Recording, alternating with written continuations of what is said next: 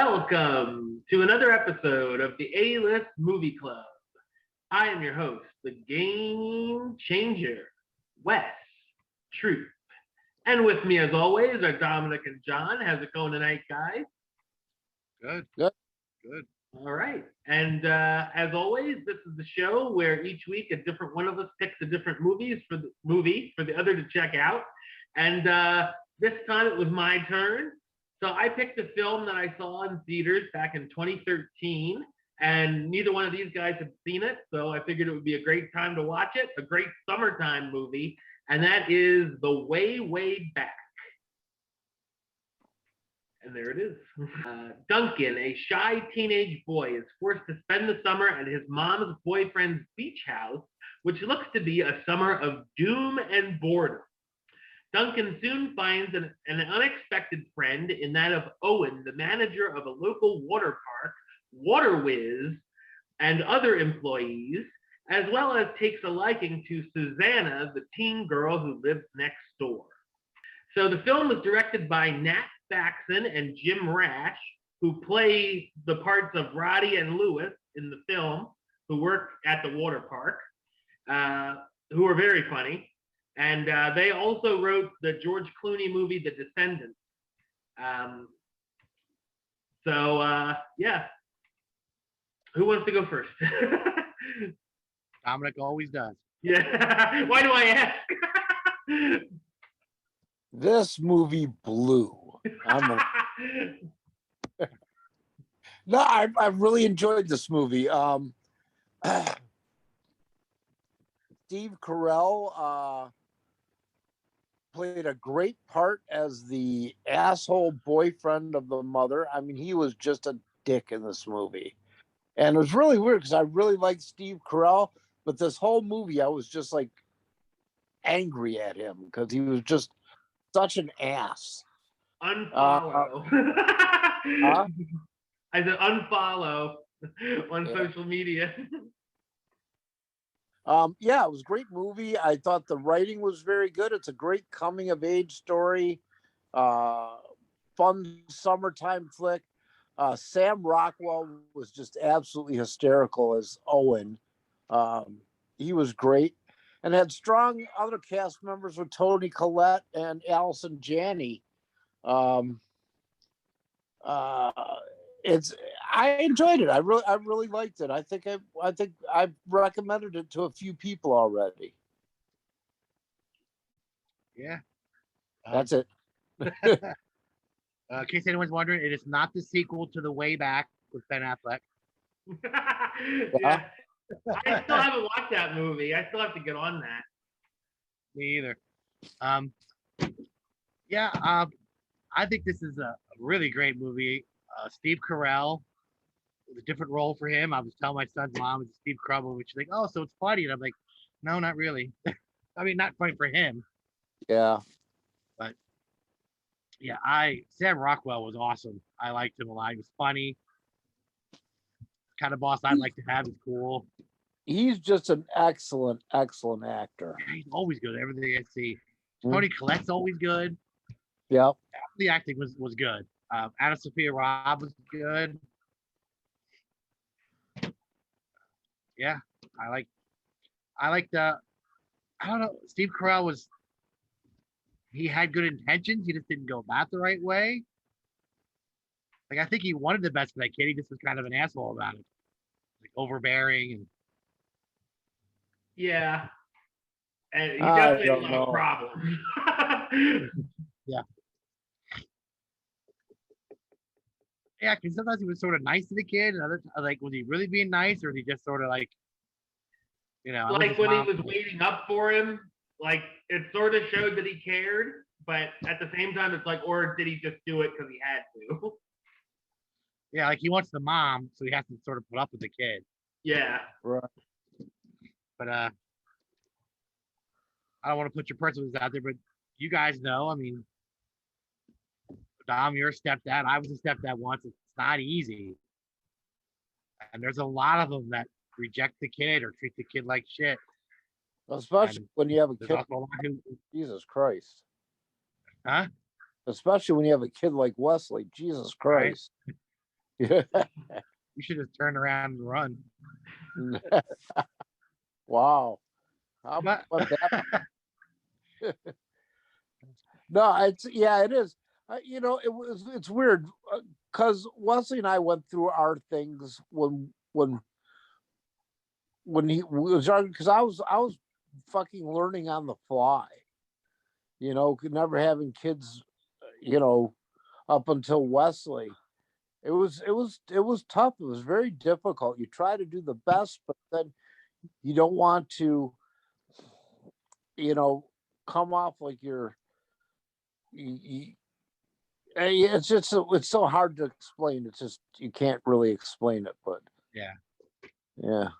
but there's not enough But guys like you who step up and play. A lot of guys just want the woman and not the kid. right. Yeah, everybody was good. Maya Rudolph, I like her too. Yeah, I was. Yeah, Yeah, I thought it was a really good movie. yeah, I thought so too. Yeah, I liked it. What do you think, Dinko? Yeah. So when we put this on, I totally didn't remember that Steve Carell was a douchebag in this movie. And like in that first scene, Dominic's like, "Is he a dick in this movie?" And I'm like, "I guess so." I don't remember that part, but I remembered Sam Rockwell was awesome in it. I remember that it involved the water park, but that was like all I could remember. Not as like a bad thing. I've just seen so many movies in the last 8 years. I thought it was a well-written coming-of-age story. Has an incredible, real, and nostalgic feel to it. The Water Whiz Park reminded me of Wild Water Kingdom that I would go to all the time as a kid at Thorny Park there. So that was cool seeing that. Very funny, laugh out loud moments with the quick wit of Sam Rockwell. But it can be serious when it needs to be as well. The smart story includes things you might have seen before, but it works so well that it's easily forgiven. Where I'm like, oh yeah, I've seen that in 20 other movies, but I like it. It reminded me a little bit, especially like the main character, of like a lighter version of The Perks of Being a Wallflower at some point. Like his character, especially, like not, but less traumatic. Yeah, I enjoyed the mentorship between Duncan and Owen. We were watching it with my mom, and she's like, "God, you'd think this guy would be a pedophile," and I'm like, "Yeah, but it's a cool like friendship kind of thing." And the relationship with Duncan and Susanna, I thought was sweet too, and I think we've all been there, with some of that. I'd like to be there with Anna Sophia Robb. Yeah. It's interesting seeing the adults behaving like kids sometimes and the kids acting more mature at points. Like with their all night out all night partying and staying up all night and stuff. And also now I cannot see the Candyland scene without seeing it in a new light after seeing Hereditary. When they made Toni Collette mad and she went into the other room and looked back at him, I'm like, you guys are dead. Now I just automatically think Hereditary and that character from that. But yeah, like we all said, great performances by everybody. Allison Janney was funny. This is probably my favorite performance of Maya Rudolph because I think she can be hit and miss. But I think she definitely toned it down here, which was what worked for her. Like this and Bridesmaids, I think she's great in, but other stuff. And I never really saw the kid. Yeah, I mean he's okay in that. Liam James, the kid Duncan, I haven't really seen since this. I don't know if I haven't looked at the IMDb, but he might be in some stuff, but Oh, I don't know who he is. Yeah. But yeah, I thought it's a fun and honest coming of age story, and it was a nice surprise. you know. All right, I'm done. You got trivia, Johnny? He was in 2012. Oh, I've never seen that movie. He was in Alien vs Predator. Never seen that either. No one should see that movie. I heard the horror stories.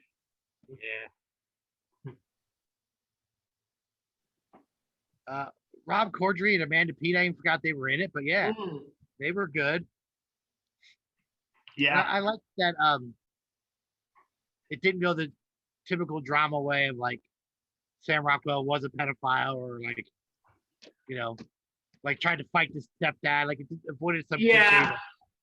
Yeah, I there was a point where I thought, is Sam Rockwell going to end up with Toni Collette? And be like, but they didn't do that, so that was cool. Like, yeah. I like that they avoided a lot of that stuff. Oh, I know how this is going to go. What I did like was the scene near the end when the kid went back to the water park and Steve Carell and the family went there, and Steve Carell kind of stepped towards the kid, and Sam Rockwell slid in between him and the kid. Yeah. To show that, you know. Yeah. I'm a friend of the three. Yeah, I like that. Yeah. That was a good line. Yeah. Yeah. Sam Rockwell would often improvise and joke around on a loudspeaker at the water park. One time forgetting that there were children around, and he made an inappropriate joke about herpes, which upset the owner of the park, naturally. Oh, God. So he had to go around and apologize to everyone. Writer-director Jim Rash said the main inspiration for the script came from that opening scene because he had a similar conversation with his own stepfather when he was 14. I guess that's the three conversation. In order to save money, the filmmakers decided not to rent trailers for the actors and just rented a house where everyone stayed. It became a popular hangout spot for the cast and crew, like a party house. Cool. It's called the way back to refer to the third row seat. Yeah. That he sits in. I thought so. Yeah. That's a 70s thing, Dom. You probably know better than me. That's before my time. They didn't have cars like that when I was a kid. For location scouting, they were taking pictures of beach houses to see which one looked right. And they accidentally took a picture of Steve Carell's in-laws' house. That's funny. Steve Carell initially turned it down because him and his family go on vacation to Massachusetts every summer. But they changed the location of the film to Massachusetts so he could be there. Oh, nice. The water park Water Whiz is also the name of the water park in Grown Ups. Oh, weird. Steve Carell shot his whole part in 10 days. Wow. Maya Rudolph was pregnant during filming. Oh, I didn't realize that. That explains why she's not really on a lot. Mm-hmm. John, did you know that Maya Rudolph is Minnie Riperton's daughter? No, I didn't know that. Yeah. Interesting. The film has 4 Oscar winners. Oh, wow. Jim Rash, Nat Faxon, Allison Janney, and Sam Rockwell. Wow. And 2 nominees, Steve Carell and Toni Collette. All right, let's rate this pig. I'll start it off. I give it an 8. Solid 8.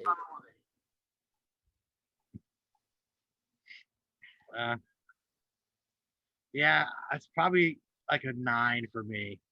Okay. But it's a really good movie. Yeah, it was a very good movie. I would recommend it. Yeah, I'd never seen it before, so thank you, Wes.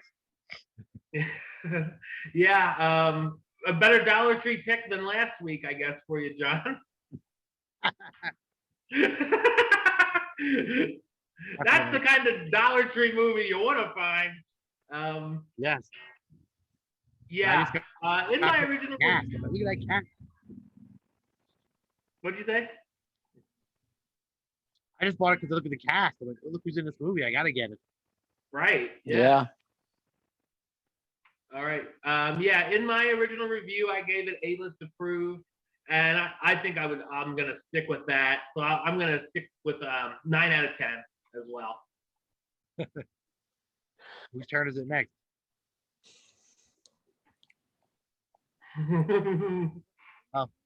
Dom's turn for a movie. All right.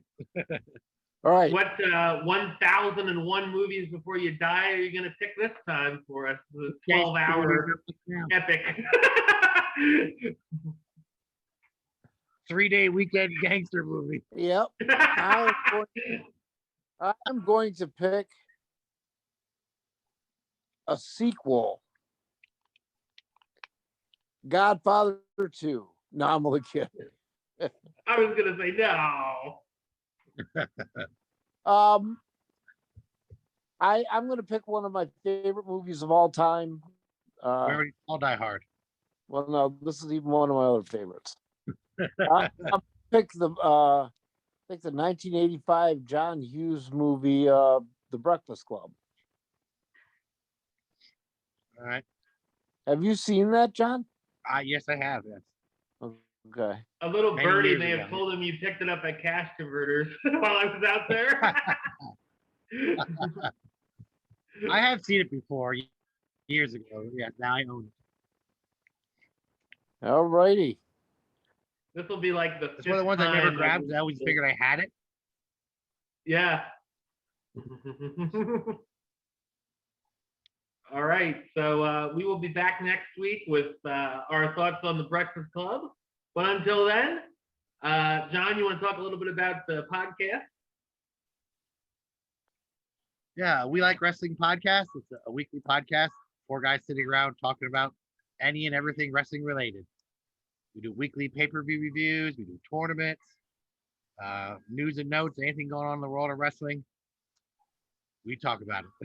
We're on Spotify, iTunes, wherever you find podcasts, Facebook, Twitter, Instagram. We Like Wrestling podcast. All right. And of course, for me, you can subscribe right here on YouTube, youtube.com/westside of 515. Like the show on Facebook, facebook.com/WestTruePaylist. And of course, you can follow me on the Twitter and the Instagram @WesAlist. Until next time, truth out.